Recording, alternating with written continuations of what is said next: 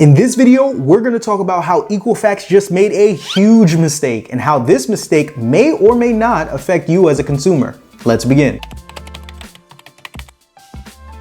So, according to several news articles that actually came out earlier this month, Equifax is responsible for providing millions of inaccurate credit scores on behalf of consumers like yourself and myself to lenders between the time frame of March 17th to April 6th of this year. Now, Equifax has come out and said that this error was a byproduct of a glitch or a coding error, but as a result of this coding error, millions were affected by it, and of those millions, up to 300,000 consumers saw their credit score shift up to 25 points, which is now resulting in Equifax getting hit with a class action lawsuit.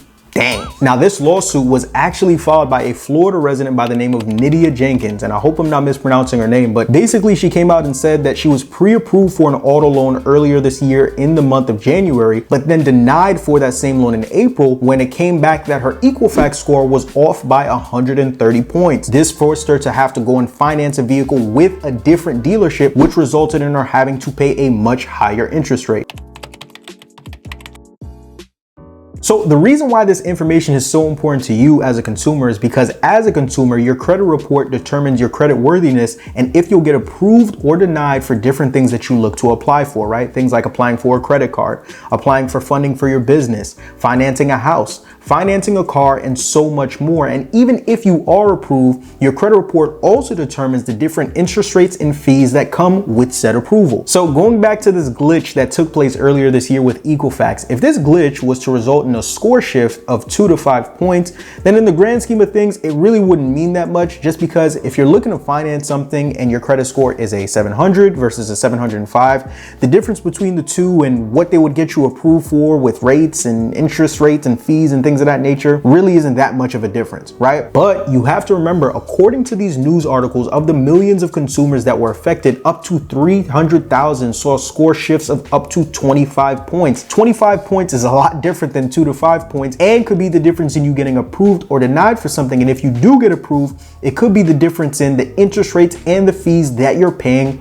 on the thing that you're financing. If you're still not understanding the depth of what it is I'm trying to explain here, allow me to use an example, right? To put it on a perspective. So let's say that you were looking to finance a used car for $20,000. So using the loan calculator on myautoloan.com, it estimates that if you were looking to finance a used car for $20,000 and you lived in Atlanta, and let's say you had a credit score of 660, a FICO score of 660, the average APR for that loan would be 10.09%, which would roughly bring your car note to about $426 per month on a 60-month term. Whereas if you were looking to finance that same vehicle in the same city, right, but with a credit score, a FICO score of 685, the average APR on that loan would instead be 5.71%, and your car note would be $384 per month on the same exact 60-month term. That is roughly a $42 difference, which could total out to $2,520 of how much you could have saved if your score was a 685 versus a 660.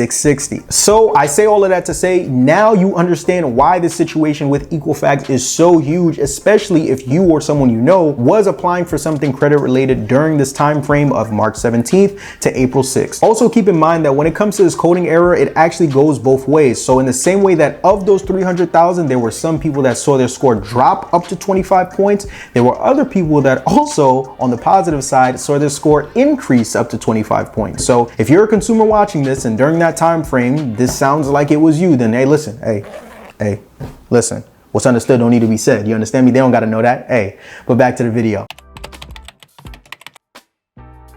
Now, when it comes to how this news may affect you as a consumer, it really is too early to say. A spokesperson from Chase Bank did come out and say that the bank has been working closely with Equifax, and I'm sure a lot of other lenders that are connected to this situation are working closely with Equifax to get to the bottom of it, but we're still in the genesis of it all. One thing to note is that if you have kept your ear to the credit reporting streets, you do know that this isn't the first time that Equifax has caught themselves in hot water with the general public. There was a situation that took place in 2017 where Equifax Equifax was a part of a data breach that resulted in over 150 million Americans having their personal data leaked by the credit reporting agency. The breach took place in 2017, but a settlement wasn't reached until 2019 when Equifax finally came out and agreed to pay up to $700 million in damages towards the incident. So in the case of this may take up to 1 to 2 years before we find out what the resolve is to this entire situation. Another thing to keep in mind is that just because you may have applied for credit during the time frame of this glitch does not necessarily mean that this glitch affected your ability to have gotten approved or denied for whatever it is that you are applying for at the time. So this whole situation may not even be relative to you. Reason number one that I say that is because you want to remember that not all banks and lenders pull from all 3 credit reporting agencies to approve or deny you